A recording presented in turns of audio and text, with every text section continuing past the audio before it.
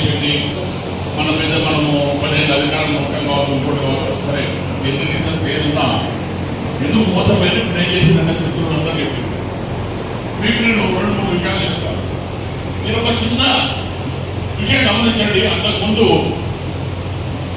ఉపేందరెడ్డి MLA ఉన్నప్పుడు ఏ ఊరి నుంచైనా చిన్నపిల్లలని బాగలేదన్నా, ఒక అవ్వలేదన్నా, ఇంకేదన్నా, ఒక ఒట్ల సీజన్లో కావచ్చు, లేకపోతే ఇంకోటి కావచ్చు,